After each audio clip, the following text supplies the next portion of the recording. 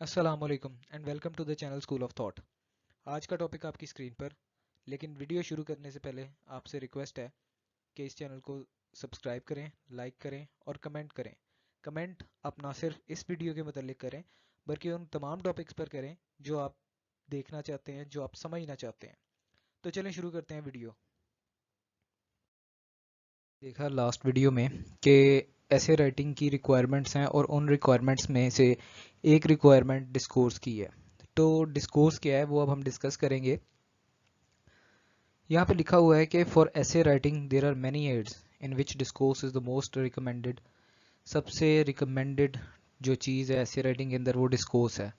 In a written composition there are two words, one major and the second are supportive. جب آپ کوئی چیز لکھتے ہیں تو اس کے لیے ایک تو وہ خود لفظ ہوتا ہے اور ایک لفظ وہ ہوتا ہے جو اس کو سپورٹ کرتا ہے. جیسے اگر آپ کی کسی کہی ہوئی بات کو کوئی فیکٹ سپورٹ کر رہا ہے تو وہ آپ کے لیے ہیلپ فل ہوتا ہے اور جو پڑھنے والا ہوتا ہے اس کے لیے بھی آسانی ہو جاتی ہے سمجھنے میں. If the major words are written without supportive words of ideas, attitudes and course of action, they will fail to make the sense.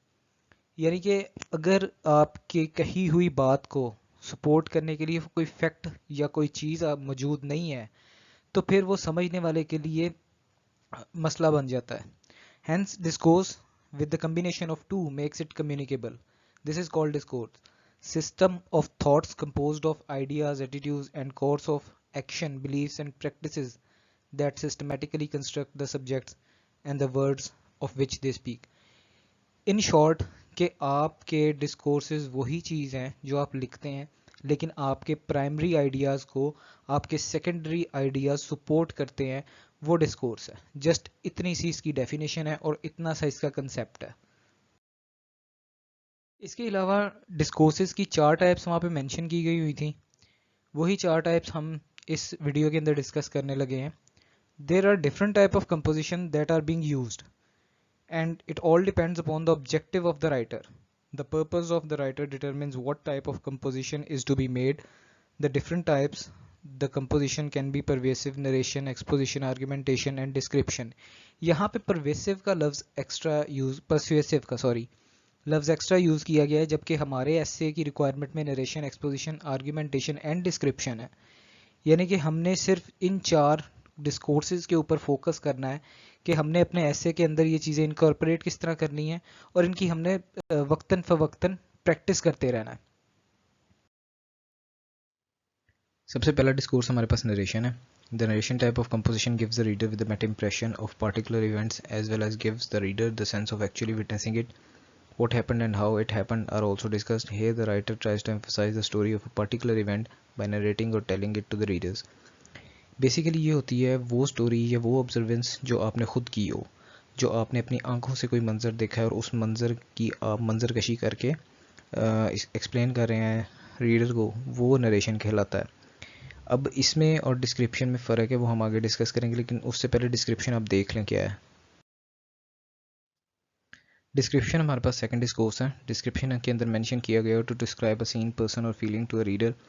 As you describe, you create a three-dimensional picture so as your reader can experience the item, place, person or emotion along with the reading. اس میں بھی بات وہی کی گئی ہے لیکن ان دونوں چیزوں میں فرق ہے. آپ نے اس میں بھی کوئی سین یا کوئی ایسی آبزرونس جو آپ نے خود کی ہو وہ مینشن کرنی ہوتی ہے. اس کے اندر آپ کی خود کی آبزرونس نہیں ہوتی، ایک جنرل تھاٹ ہوتا ہے یا ایک جنرل بات ہوتی ہے کہ جیسے کہ اگر میں نے کوئی چیز اپنی آنکھوں سے دیکھی ہے، کہیں پہ کوئی ظلم ہو رہا ہے، کوئی بربریت میں نے دیکھی اپنی آنکھوں سے، ایک لائیو ایونٹ میں وہ ڈسکرائب کروں تو وہ بنتا ہے نریشن. لیکن اگر ہم کشمیر کے اوپر کیے گئے مظالم ڈسکس کریں تو وہ بنتے ہیں ڈسکرپشن. یہ ان میں فرق ہے.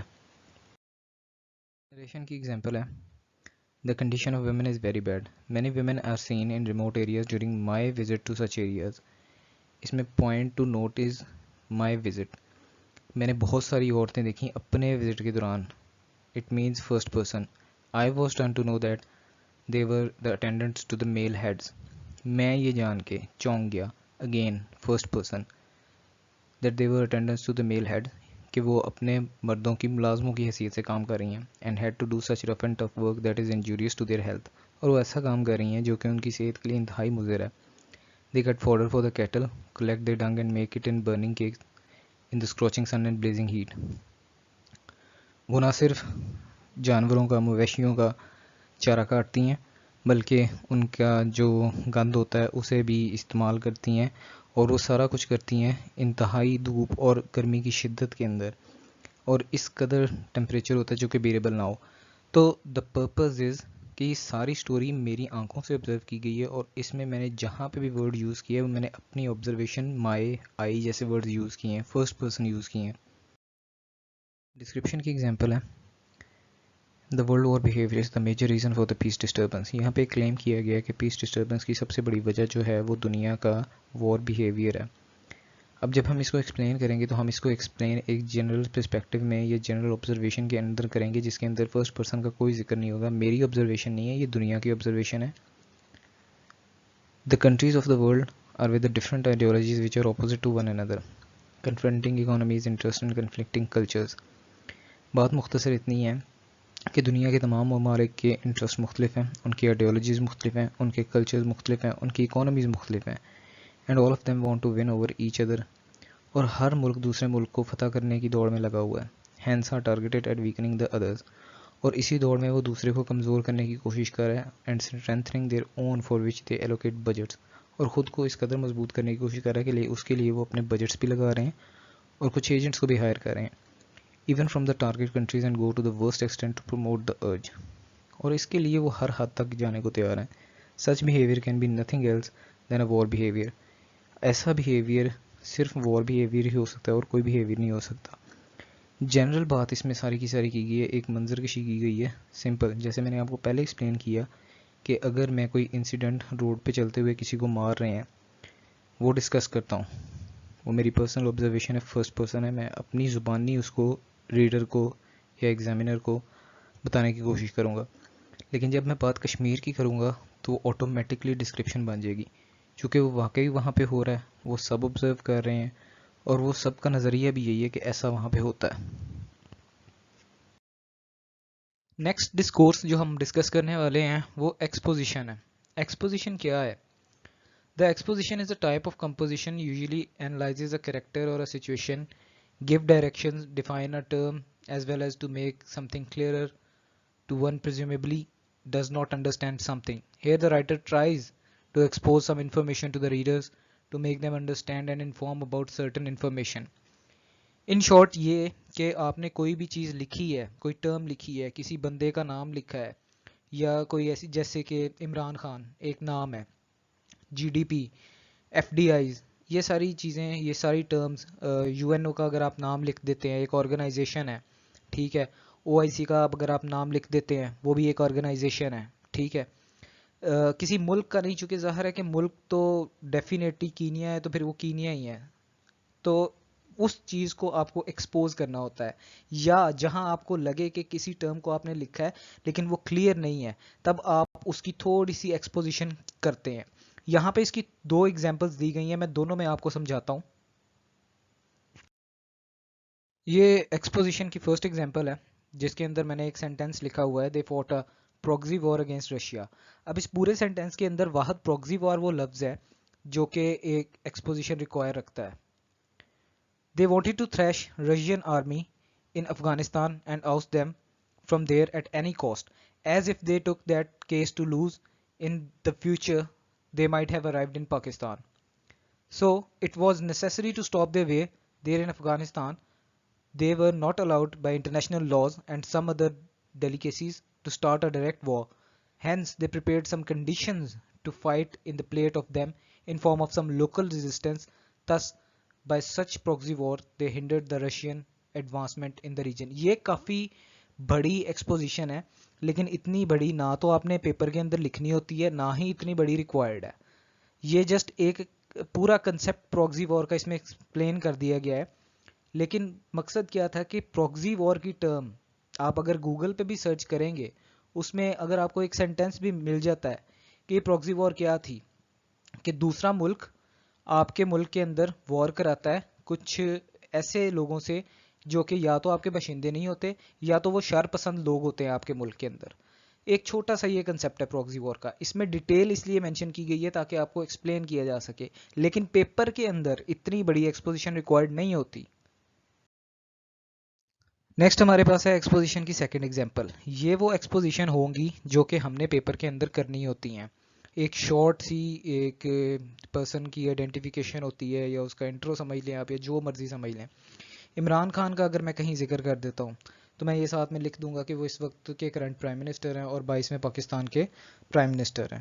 جی ڈی پی کا اگر میں کہیں ذکر کر دیتا ہوں, جیسے میں اکنامک کرائسس کا ایسے لکھ رہا ہوں اور میں یہ مینشن کر دوں کہ پچھلے سال پاکستان کی جی ڈی پی اتنی تھی, اس سال اتنی ہے, انڈیا کی اتنی ہے, لیکن یہ ون ٹائم کام ہے, آپ کو بار بار نہیں لکھنا. اگر آپ 10 دفعہ ذکر کر رہے ہیں جی ڈی پی کا, تو آن دا ویری فرسٹ ٹائم جب آپ نے جی ڈی پی کا ذکر کیا ہے تب آپ نے یہ ایک ایکسپوزیشن دینی ہے, بار بار نہیں دینی. Gross domestic product is the monetary value of all the finished goods and services made within a country during a specific period. بس اتنا سا آپ نے اپنے ایسے کے اندر انکارپوریٹ کرنا ہے.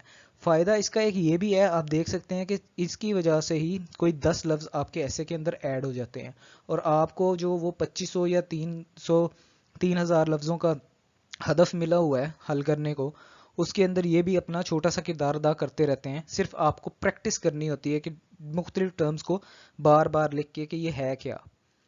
نیکسٹ ہمارے پاس ہے یونائٹڈ نیشنز. ہمیں تو پتا ہے کہ یہ یونائٹڈ نیشنز کیا چیز ہے, لیکن ایگزامینر کو نہیں پتا. وہ ایک ان نون بندہ ہے, جسٹ اسے انگلش پڑھنی آتی ہے اور وہ پڑھ رہا ہے. ہم نے اگر یونائٹڈ نیشنز کا ذکر کر دیا کہ ان کے معاہدے کام نہیں کرتے یا وہ اپنے فیصلے نہیں منوا پا رہا, تو ہمیں ویری فرسٹ ٹائم اگر ہم نے 20 دفعہ ذکر کیا ہے تو ہم صرف ایک دفعہ مینشن کریں گے کہ an intergovernmental organisation that aims to maintain international peace and security, بس.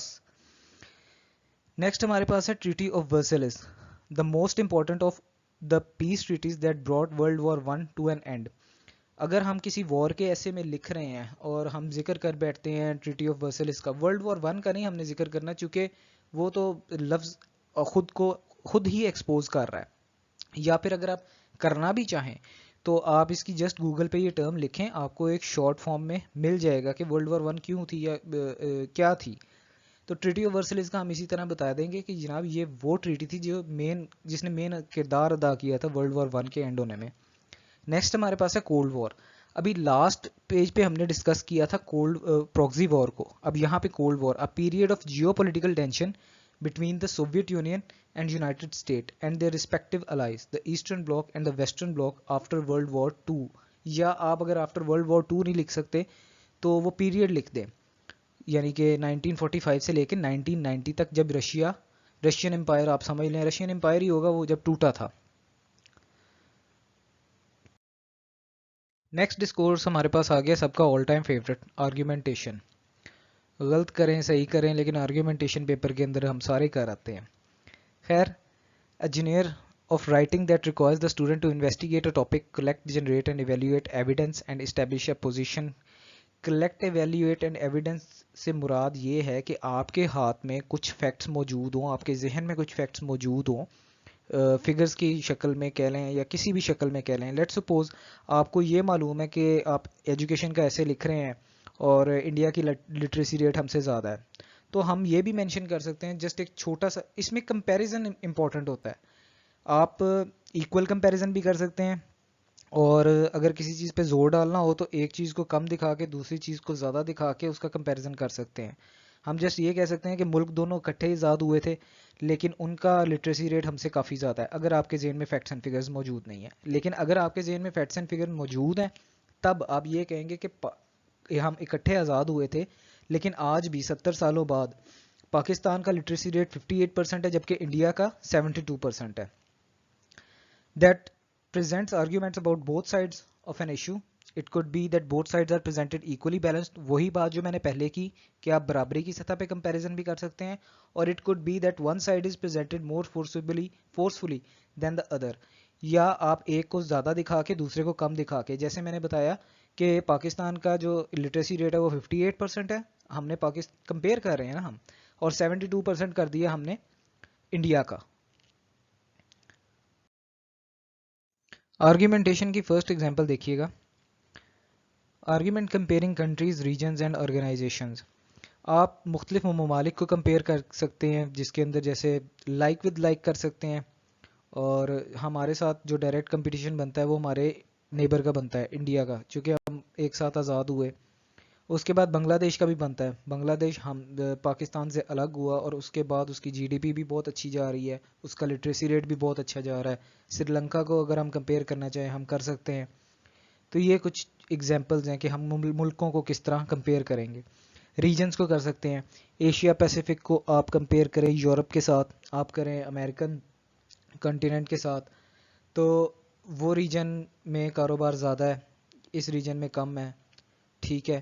آرگنائزیشنز کو کر سکتے ہیں. یو این او کو آپ کسی ایسی آرگنائزیشن کے ساتھ کمپیئر کریں جو کہ اپنے فیصلے منوانے میں بہت کامیاب ہے بنسبت یو این او کے. نیکسٹ یہ ابھی پیسیج دیکھیے گا. Pakistan spending on education as a percentage of G D P remained among the lowest in the South Asian region. Pakistan کی جی ڈی پی آلریڈی کم ہے ساؤتھ ایشین ریجن کے اندر، اور وہ اس کی اسپینڈنگ بھی کم کر رہا ہے اپنی ایجوکیشن کے اوپر. which was 2.2% of GDP in the year 2017 as compared to 2.3% of the GDP in the year 2016. 16 کے اندر ہم 2.3% خرچ رہے تھے، اب ہم نے 17 میں مزید وہ کم کر دی، 2.2 کر دی. India has a literacy rate of 74.4% and is spending 3.71% of its GDP on education. یہ ایک اچھا کمپیریزن بن گیا کہ ہم نے فگرز کے ساتھ، ایئرز کے ساتھ کلیم کر دیا کہ ہم اپنی تعلیم کے اوپر اتنا پیسہ خرچ نہیں کر رہے جتنا ہمارا نیبر کر رہا ہے، اور اس کا آؤٹ پٹ بھی نظر آ رہا ہے اس کے لٹریسی ریٹ کے اندر. نیکسٹ ایک ہمارے پاس جنرل آرگیومنٹ ہے. Corruption can be minimised but it can not be eliminated because it is in human nature. ایک سٹینس لیا ہے ہم نے یہاں پہ، وہ یہ ہے کہ کرپشن ختم نہیں ہو سکتی، کم ضرور ہو سکتی ہے، کیونکہ 5 انگلیاں برابر نہیں ہیں تو پھر ہیومن نیچر کیسے برابر ہو سکتی ہے. اور اچھائی اور برائی ہیومن نیچر کے اندر موجود ہوتی ہے، ہر انسان کے اندر موجود ہوتی ہے. ایون دا رپورٹ آف اب اس بات میں وزن ڈالنے کے لیے آرگیومنٹ ہے. Even the report of Transparency International have given the score of 88 out of 100 to a country considered least corrupt that is Denmark. اگر یہ بیسٹ سینیریو ہوتا کہ کرپشن ختم ہو، جڑ سے اکھاڑی جا سکتی ہے، تو کبھی بھی ٹرانسپیرنسی انٹرنیشنل 88 آؤٹ آف 100 نہ دیتا، وہ اس کو 100 آؤٹ آف 100 دیتا کہ یہاں پہ کوئی کسی قسم کی کرپشن ہے ہی نہیں. They could never achieve a score of 100. وجہ وہ پرفیکٹ اسٹیٹ ہے، اور کرپشن میں نے پہلے کلیم کر دیا اپنے سٹینس کے اندر کہ ختم نہیں ہو سکتی، کم ضرور ہو سکتی ہے اگر آپ اس کے پریکاشنری میئرز لے لیں تو. آرگیومنٹیشن کی ہم ایگزامپل نمبر 2 دیکھتے ہیں. Argument comparing current situation with the previous. ہم اپنی موجودہ حالت کو یا کسی ملک کی موجودہ حالت کو اس کی پرانی حالت کے حساب سے کمپیئر کر سکتے ہیں. ہسٹری میں سے کوئی چیز اٹھا کے دیکھ سکتے ہیں، اس کو موجودہ ٹائم سے کمپیئر کیا جا سکتا ہے. تو وہی ایک ایگزامپل دی گئی ہے. Pakistan economic survey revealed that in year 2017-18 overall literacy rate. اب یہ جو آگے بریکٹ کے اندر ہے نا، یہ اس کی ایکسپوزیشن ہے، لٹریسی ریٹ کی ایکسپوزیشن ہے. People of the age 15 and above able to read and write. Just آپ نے اتنی اپنے ایس سی کے اندر انکارپوریٹ کرنی ہے. Was 58%. The literacy rate has been static for 4 consecutive years. 14 سے 18 تک ہمارا لٹریسی ریٹ وہیں کا وہیں ہے. But it diminished in year 2013 from 60 to 58% in year 2014. لیکن یہ ایکچولی جو ہے وہ گرا ہے، بڑا نہیں ہے. 2013 تک وہ 60% جا رہا تھا، 14 سے لے کے 18 تک وہ 58% ہی ہے. یہ ایک پریویس سچویشن کی کرنٹ سچویشن کے ساتھ کمپیریزن ہے، اور یہی آپ کا آرگیومنٹ ہے. نیکسٹ ہے S B P has reported that imports have surged 14.71% to $55.84 billion in financial year 17-18 compared to $48.68 billion in fiscal year 16 and 17. اب یہاں پہ یہ بیسیکلی پیسج اٹھایا گیا ہے یا آرگیومنٹ اٹھایا گیا ہے اکنامک کرائسس کے ایسے کے اندر سے. اب آپ اس میں یہی دیکھ رہے ہیں کہ ہم یہاں پہ فوکس کر رہے ہوں گے کہ ہمیں اپنے امپورٹس کو روکنا چاہیے. تب میں نے یہ آرگیومنٹ دیا ہوگا کہ ہماری امپورٹس بڑھتی جا رہی ہیں بجائے اس کے کہ وہ کم ہو. پچھلے سال ہماری امپورٹس یہ تھیں، اب اس سال اتنا اس میں انکریز آ گیا ہوا ہے. آرگیومنٹیشن ایگزامپل 3 دیکھ لیں. یہ ہے جنرل آرگیومنٹس کے اوپر. جنرل آرگیومنٹس کی ضرورت آپ کو وہاں پڑتی ہے جہاں پہ آپ کے پاس فیکٹس اینڈ فگرز موجود نہ ہو لیکن آپ کے پاس کرنے والی بات اچھی ہو. جیسے a person who is not even matriculated should be a parliamentarian or a person holding a PhD in political sciences should be one.